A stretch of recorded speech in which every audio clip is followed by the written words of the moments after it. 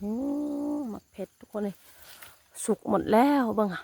ด้นแล้วบ่ได้ไปเก็บมันเนาะมักถั่วผู้มันบ่ทุกคน มักถั่วผู้มันบ่แต่ว่ามันแก่เด้นี่เด้มันแก่แล้วเนาะอันนี้นี่มะเขือทุกคนมะเขือใหญ่เนาะแต่ว่านี่ยังอ่อนๆอยู่แต่มันเน่าเนาะยอดมันทุกคนเลยยอดมันก็แซ่บเลยถ้าเอาไปต้มเนาะเอาไปต้มแหละก็เอาไปป่นบ้านเฮาเวลากินตำเนาะกินส้มมาแหละต้องมีตัวนี้ที่ว่ากินเนาะถ้าว่าเป็นกินหมักกระทินบ่หรือว่าอันหมักข้ามบ่ต้องมีตัวนี้ทุกคนต้องมีคิงเนาะหรือว่ามักอย่างก็แล้วแต่ต้องมีคิงกินนะกินสมเนาะมันจังแซ่บนะแล้วก็เวลาเห็ดลาบป้าทุกคนเลยมันต้องใส่คิงให้มันหอมเนาะให้มันหอมให้มันดับความคาว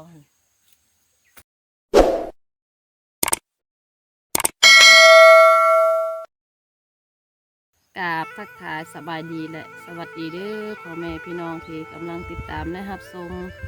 ตอนนี้เฮากะอยู่ให้ทุกคนเลยบ่ได้มาหุดข้าวดอกเพราะว่าข้าวเฮากะหุดสำเร็จเรียบร้อยแล้วเนาะกะฝนตกตลอดทุกคนเลยเนาะน่าจะได้แล้วประมาณอาทิตย์หนึ่งนะตกตลอดเลยอ่ะอย่างภูเขาเนาะเมื่อใดที่ว่าฝนตกแบบ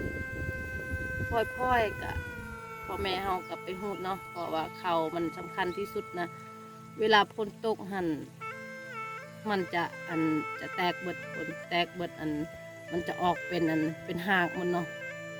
ก็เลยฝนตกกะหูดเนาะแต่ว่าตอนนี้ก็สำเร็จเรียบร้อยแล้วทุกคนเลยเนาะเฮาก็มีแต่สองมือที่เฮาไปหูดเขานำพ่อแม่นะทุกคน แต่ว่าเฮาก็เจ็บแอวซะก่อนเนาะก็เลยบริหูดเขาเลยอ่ะตอนนี้ก็สำเร็จเรียบร้อยแล้วทุกคนเลยฝนตกกะยามันแหละให้มันตกไปถ้ามันอยากตกแห้งขนาดนะเนาะตกแบบตักชีวาจากแดดทุกคนเลยแต่ละปีก็ไม่เคยเป็นคือปีนี้นะเนาะยามหูดเขากับฝนตกแบบทุกมื้อนะเนาะทุกมื้อแบบตกเขื่อนยามมันเดือน7เดือน8เนาะเดือน5เดือน6นั่นแหละนอนทุกคนแต่ว่าปีนี้เนี่ยบ่โทหนักอีหลีทุกคนเลยเขาสิกินกับบ่มีบางคนเขาเจ้าก็ซื้อข้าวสารเนาะเพราะว่าเขามีทุกคนเลยแต่ว่าฝนตกตากบ่ได้เนาะแบบเฮาบ่มีข้าวเก่าเนาะข้าวเก่าแบบว่าข้าวปีกายนี่เนาะเฮาบ่มีนะแบบว่ามันหมดเลยล่ะเขาสิกินกับบ่มีข้าวแต่ว่าบ่มีข้าวกินเพราะว่ามัน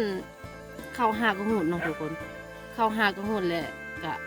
มันตากบ่ได้แน่เนาะมากับแม่ทุกคนกับเอื้อยเนาะไปหาเก็บมะเพชรแล้วก็หาหลายอย่างนั่นแหละเนาะหาผักกูหรือว่าหามันเนาะมันด่างนั่นแหละทุกคนเอาไปขายเนาะเพราะว่ามื้อนี้เอื้อยมาจากสิโปนกะมาบ้านเนาะแล้วก็หาซื้อผักกูหรือว่าขิงทุกคนเนาะขิงแล้วก็มะเพชรเนาะเนี่ยนี่ค่ะพากันไปเก็บทุกคนเลยอยู่ในไฮนี่ก็ยังเหลือ5 เป่าเขาที่ว่าแม่เฮากับพ่อเฮายังบ่ทันนั่นเอาเงินเนาะเพราะว่ากะสิให้เขาเจ้ามาคนซอยเนาะเพราะว่าพ่อกับแม่เฮาก็แบบว่าเฒ่าแล้วทุกคนเลยเนาะเหือแห้งก็บ่ค่อยได้มีก็นึงมากกะเส้นทางก็ลำบากแน่ทุกคน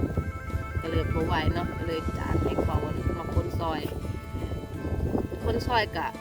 เอาเงินนั่นที่ว่าเขาขายผักคู่กับมะเผ็ดตอนนั้นแหละทุกคนเลยเนาะขายตอนนั้นก็ได้ประมาณ300,000 กีบเนาะถ้าว่าเป็นเงินไทยกันมาจะได้500แหละทุกคนเลยก็เลยเอาให้เขามาคนเขาซอยเนาะโดนแล้วเขาอยู่ในเทียงไฮนี่ทุกคนน่าจะได้2-3 มื้อเนาะเพราะว่าฝนตกตลอดเส้นทางมันยากลำบากนะเส้นทางโคตรยากมาแต่บ้านนะและบัดนี้เฮ็ดให้เขาเจ้าคนบ่ได้เนาะยังเหลือ5 เป่า20,000ทุกคนเลยเขาเจ้าเอาเนาะหาเป่านี่ก็100,000แหละ ยังอยู่ล้นแล้วเนาะทุกคนที่ว่าเฮาบ่ได้ถ่ายคลิปเนาะเพราะว่าน่าจะได้แล้ว2 มื้อ3 มื้อเนาะเพราะว่ายังทุกคนเพราะว่าเฮาเพราะว่าฝนตกเนาะเลยก็ไปไสบ่ได้เนาะ1มาฝนตก2มานะเฮาไปบ่ได้ เฮาไปบ่ได้ทุกคนเพราะว่าเฮาเจ็บแอวเนาะเฮาอยากย่างก็ย่างบ่ได้เฮาอยากลุกก็ลุกบ่ได้นั่งก็นั่งบ่ได้โอ้โคตรทรมานทุกคนก็เลยพักผ่อนเนาะอยู่แต่ในห้องหั่นล่ะบ่ได้ไปไสพักผ่อนเพราะว่ามันปวดอีหลีนะแต่ว่ามื้อนี้รู้สึกว่าใครแน่ก็เลยมาช่วยแม่กับเอื้อยไปเอาผักกูหั่นแหละเนาะเพราะว่าผักหาย่างอยู่ในไห้เฮานี่ก็ใช้เวลาโดนคือกันทุกคนเพราะว่าเฮาหาเก็บแล้วก็เฮาล้างแน่เนาะมากับเบิ่งฝนก็สิตกแล้วตอนนี้มืดครึ้มอยู่ทุกคนก็ให้มันผ่ามันทันเวลาเนาะเพราะว่าเอื้อยก็มาแต่เมื่อวานนี้แล้วเพราะว่าตอนแรกนี่เขาเจ้ากาสิกลับเนาะเดี๋ยวเฮาสิพาทุกคนไปเบิ่งไปชมน้ำกันแล้วก็ฝากเป็นกำลังใจให้แน่เด้อทุกคนฝากกดติดตามให้แน่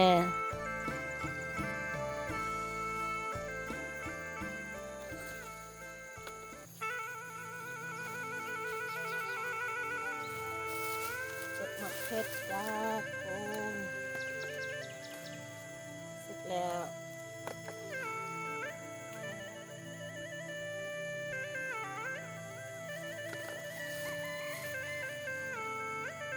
เอาแต่โตแบบ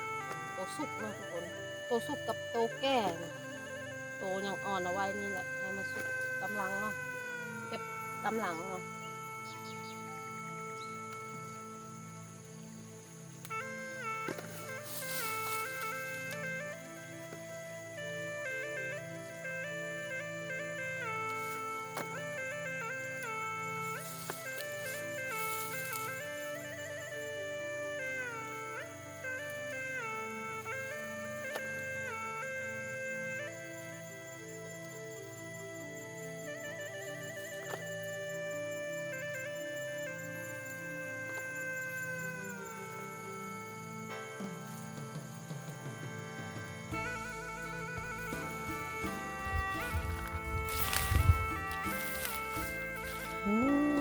เห็ดทุกคนเลยสุกหมดแล้วบ้างด้นแล้วบ่ได้ไปเก็บมันเนาะมันจะสุกหมดนะถ้าว่าเฮาบ่เก็บมันจะล่นเลยทุกคนเลยเฮาต้องเก็บมันตลอดบ้าง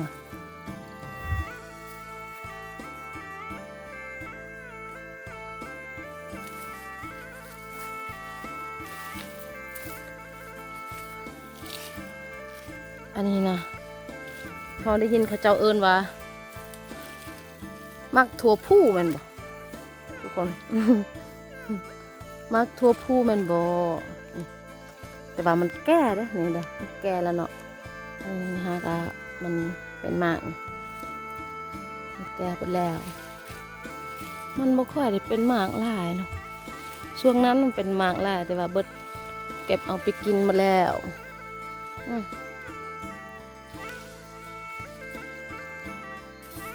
เดี๋ยวเราจะเอา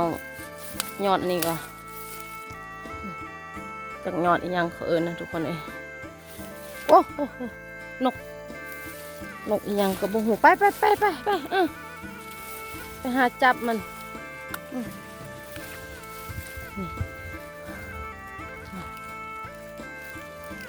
เดี๋ยวเราสิหาเก็บอันยอดอันนี้แหละทุกคนสิเอาไปต้มเนาะเอาไปต้มกินจำแจวแซ่บยอดอันนี้นะมันหอมเลยเวลาเราต้มเลยทุกคนแต่ว่ารสชาติมันจะหวานส่วนอันหากมันเนาะหากมันก็เคยอันท้ายคลิปเนาะเอาหากมันนี่ฮะเอาไปขายให้เวียดเนาะแต่ว่าช่วงนี้เวียดบุกคอยได้ซื้อแล้ว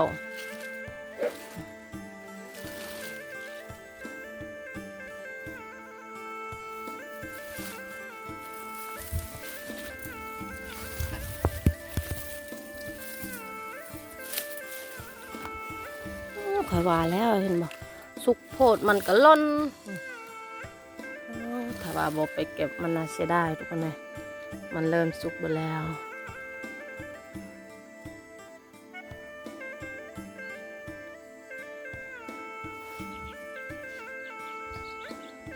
ถึงว่าข้าวเฮาเบิดคนเลยเฮาก็ยังแบบว่ายังมาหายตลอดเนาะเพราะว่าเครื่องคองที่ว่าอยู่ในไห้นี่ที่ว่าปลูกเอาไว้นะโอ้มีหลายอันอยู่ของกินของ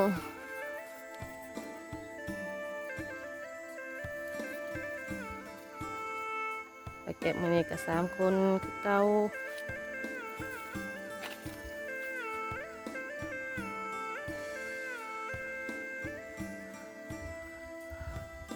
เบิ่งบรรยากาศทุกคนเลยมืดครึ้ม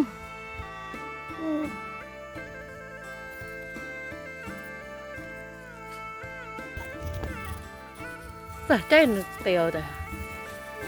นี่มะเขือทุกคนมะเขือใหญ่เนาะแต่ว่านี่ยังอ่อนๆอยู่แต่มันเน่าเนาะเดี๋ยวเราสิเอามันทุกคนนี่มะเขือแต่ว่ามันเน่าเนาะตัวนี้ก็แม่นทุกคนเลยหน่วยนี้เนาะแต่ว่าหน่วยนี้บ่เอาทุกคนแม่เฮาเอาไว้เป็นนั่นเป็นในมันเนาะเป็นในมันเป็นเอิ้นยังอะฮอดอันนี่แล้วหุดเขาหุดน้ำนี่กะสิเฮ็ดสวนเนาะเฮ็ดสวนเอาไว้ในมันนี่แหละสิเอาไปปลูกในสวนอีกค่ะเอาแต่ตัวนี้พอ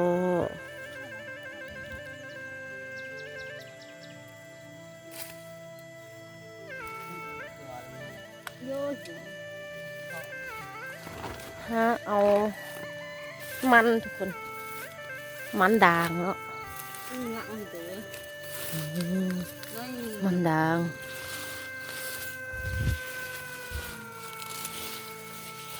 เอาไปนึ่งมันแซ่บทุกคนเลย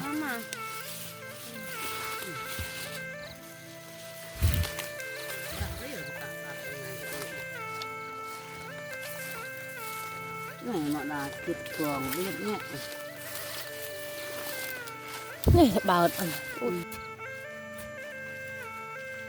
họ bữa hơn mà lâu cuồng mà ngày ใหญ่คัก nước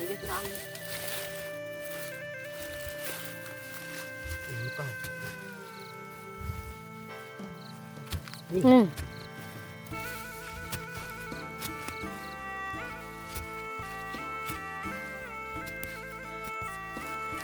cho con cha cái giọt thì cháu con nội cháu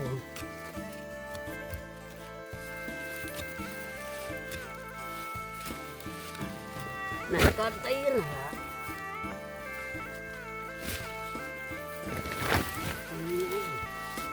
ăn con lúc nào ไหนก่อนมันอยู่นี่ยอดมันทุกคนเลยยอดมันก็แซ่บเลยถ้าเอาไปต้มเนาะเอาไปต้มแหละก็เอาไปป่นใส่หน่อไม้ส้มใส่พริกกล้วยแซ่บ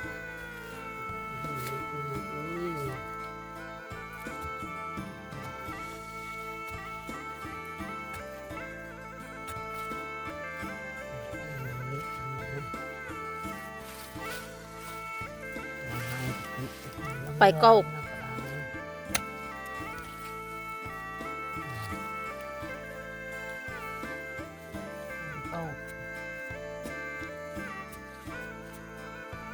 con này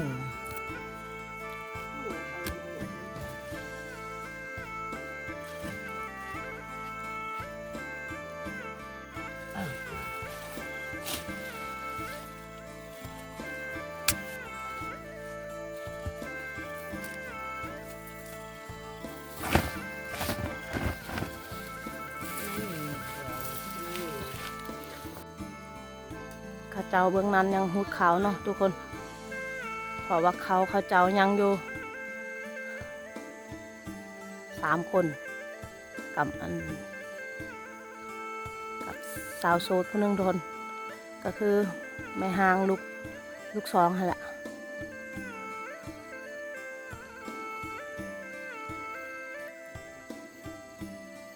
อันนี้เขาก็อยู่สวนผักคู่ดูเลย แล้วเก็บมักเผ็ดกาเอาผักคู่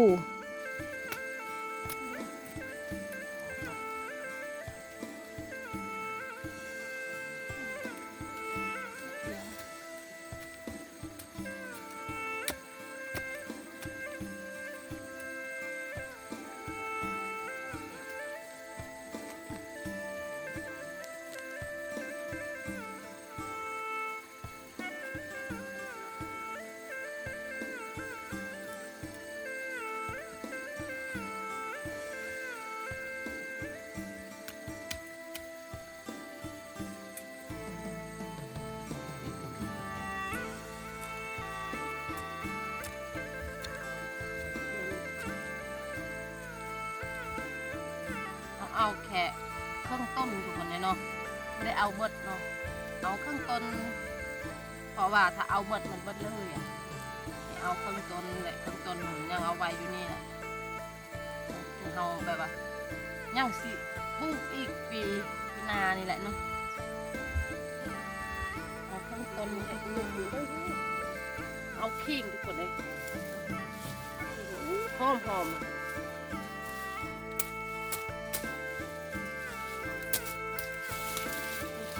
ใบมันอ่ะเขามากินเลยทุกคนเลยใบมันใบอ่อนๆนี่เนาะเวลาเราซุปหน่อไม้เนาะเขาเอาไปกินกับซุปหน่อไม้นะแซ่บอีเนี่ย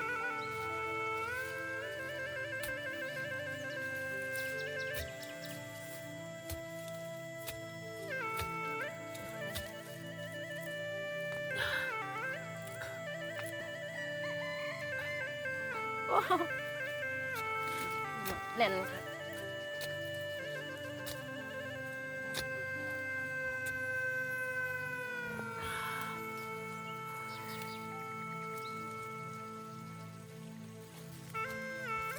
ดินโอ้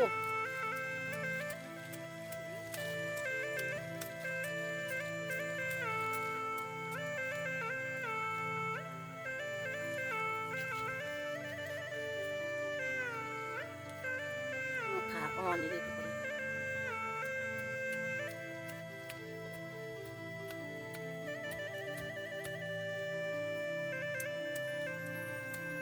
ยาละลางมันถึงหมดเลยงามแดงอยู่เนาะหอมบ้านเฮาอ่ะเวลากินตำเนาะกินส้มมันแหละต้องมีตัวนี้ที่ว่ากินเนาะถ้าว่าเป็น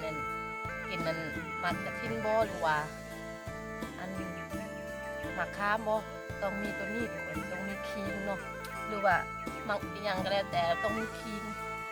กินนะสมเนาะมันจะแซ่บแต่ก็เวลาเห็ดลาบป้าคนเลยต้องใส่คิงให้มันหอมเนาะให้มันหอมให้มันดับความขาว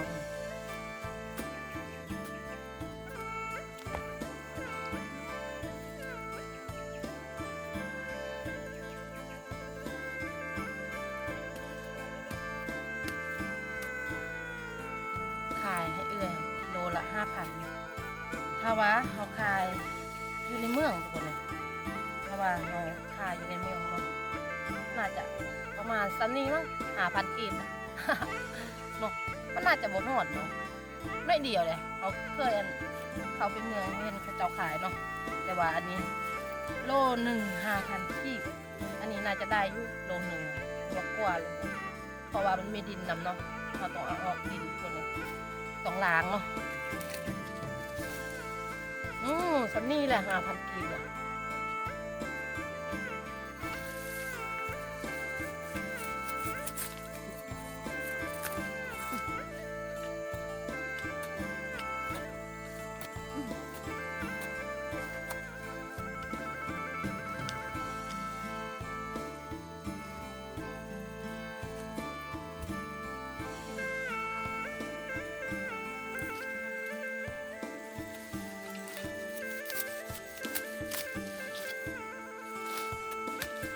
โดไปก็ใช่ละค่ะ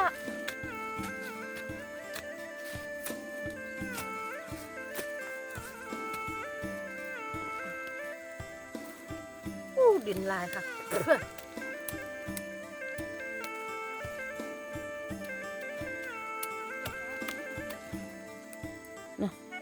เอาหน่อยเดียวบ่เอาหลายเพราะว่าอันมันยังบ่ทันเกิดคักอันนะเนาะ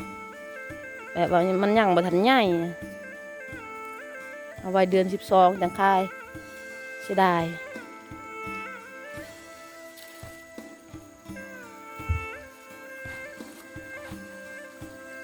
ไปมันเรียบรักให้ยังตกดาวเลย เดี๋ยวก็สิไปล้างทุกคนเลยนายละเตียวนะได้เพ่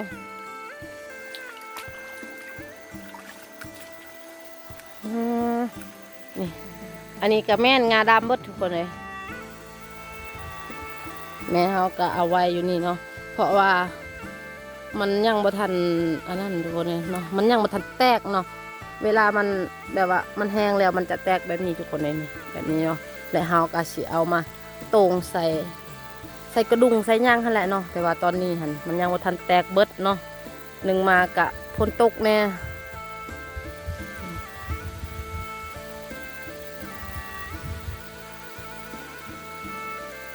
คืองาดำนี่กะเอื้อยเพิ่นซื้อเนาะแต่เอื้อยยังบ่ทันเว้าราคาว่ากิโลเท่าใดเพราะว่ามันยังบ่ทันแห้งนะมันยังบ่ทันออกจากนี่นะทุกคน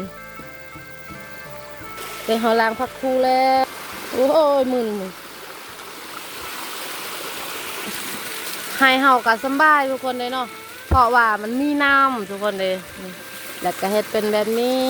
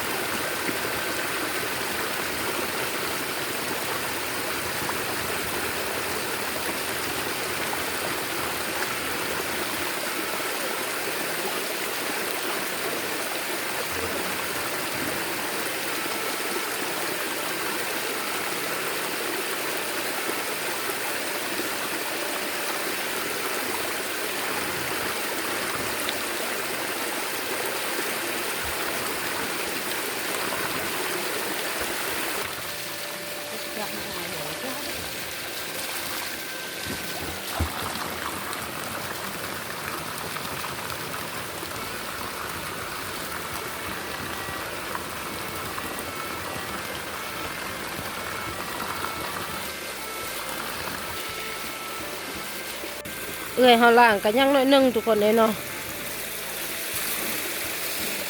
เดี๋ยวเฮาสิไปท่าอยู่เชียงรายแหละทุกคนตอนนี้น่ะฝนตกทุกคนเลยฝนก็ได้ตกดีแท้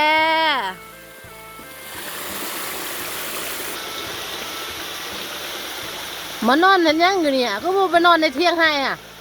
ไปลูกนะแม่พุ่นไปเที่ยงให้พุ่นไปมาเฮาเจ็บมือทุกคนเลยจักมันไปเฮ็ดอีหยังบาดมือมันฮะย่างกับบ่ได้แต่ยังอยากไปนำอยู่เฮากับเอื้อยกะล้างผักคูกับคิงสำเร็จเรียบร้อยเนาะแล้วก็ทาแม่เก็บมักเพชรเลยมาลบอันในเที่ยงให้นี่แหละแต่ว่าตอนนี้พ้นเสาตกแล้ว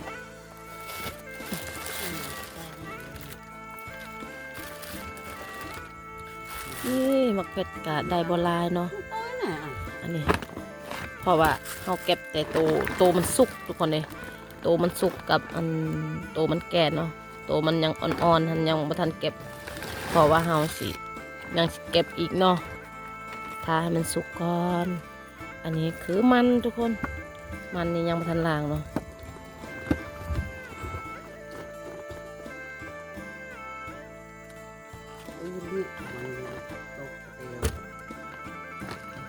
พอดีเต็มถุงน้อยๆเนาะคน